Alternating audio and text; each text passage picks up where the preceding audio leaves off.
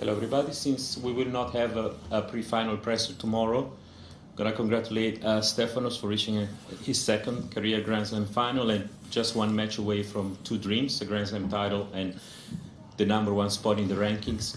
And just a thought about the two possible opponents in the final, Novak that you know very well and Tommy Paul, who would be a surprise.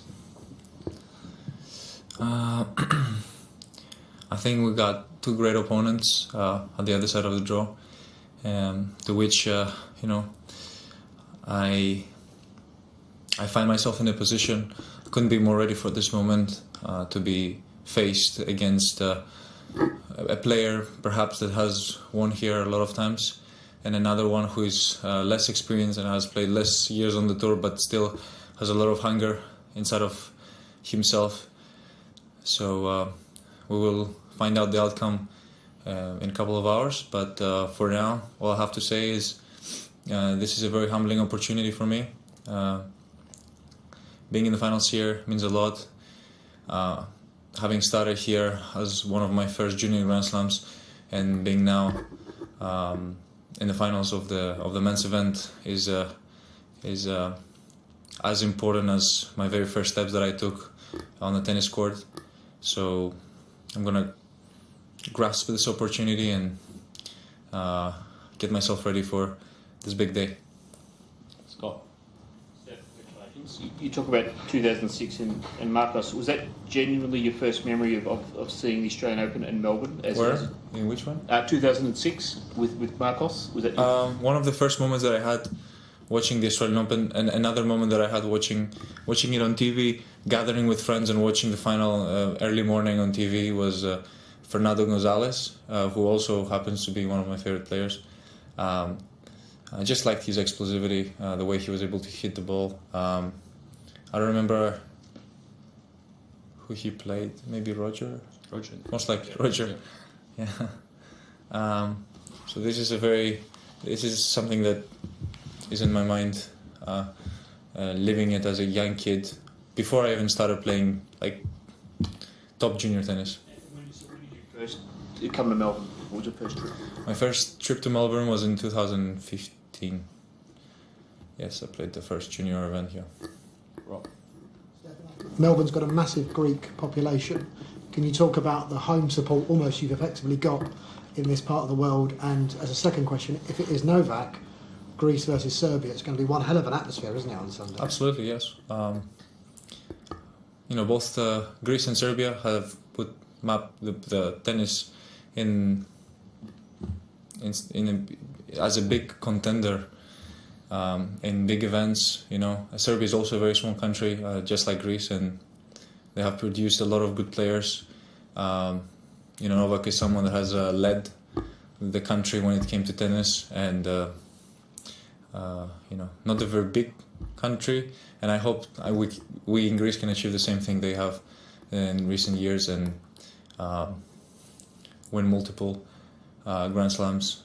I speak in a sort of in a second person because I want to do this together with Maria, because I feel like we can achieve together a lot of things, a lot of great things, and of course right now I'm focusing on myself, but it's always important to me that two individuals can give structure and hope for a country. Novak Djokovic the other day didn't remember about the final you play in Roland Garros. You see that as a genuine lapsus, or maybe as he's trying to get into your mind? I don't remember either. Final? No, don't remember. Tom. Stefanos, you're allowed to coach from the stands these days, and you've been playing very well. Would you say that's been helping you this year? Well, the coaching has always been there. It hasn't. Some players might have, some coaches might have not been using it as much, but in my case, it has always been, part of how I do things when I'm on the court. I'm glad it's not penalized now. That's how it should be. I see no reason to have a coach with you if they can share some of their view and knowledge with you when you're competing. I feel like it's something very natural in our sport, and for sure it should be used. You say you don't remember that last final. You also said that you feel more ready for this final than you've ever been. Can you explain how you feel more ready for this one, perhaps, than you felt for that one, or why you feel the most ready that for a stage like this that you've ever felt? I'm playing great tennis. I'm enjoying myself. I just see no downside or negativity in what I'm trying to do out there. Even if it doesn't work, I'm very optimistic and positive about any outcome and any opponent that I have to face. This is something that has been sort of lacking in my game. I genuinely believe in what I'm able to produce, and that is more than enough. And I go about this way, and I do this with a lot of. I strive for it every single day. It might not go the way I want it to, but I put 110% out there.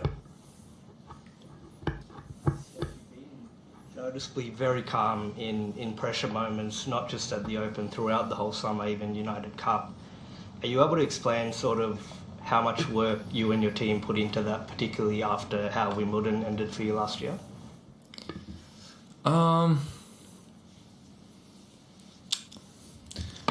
I think it starts with confidence in what your capabilities and what you can do out there. I think frustration also builds when you start sort of panicking, or you feel completely off and completely not okay with your game, and it has this tendency to build up over time, especially when you're unable to find some sort of solutions within yourself. So I definitely believe this is something that hasn't been, reoccurring, and I have a good relationship with myself on the court, and I think this is something that has given me that sort of attitude, and of course less frustration than before. That I don't feel like I don't feel like it has produced anything beneficial for me. It's also experience at the same time. Pretty frustrated with those footfall calls. What was happening? Apparently, I found out it was just like a really close footfall from the side of the separation line between deuce and ad. So that was a footfall from that perspective, which we don't get very often in tennis. It's normally when you step on the line.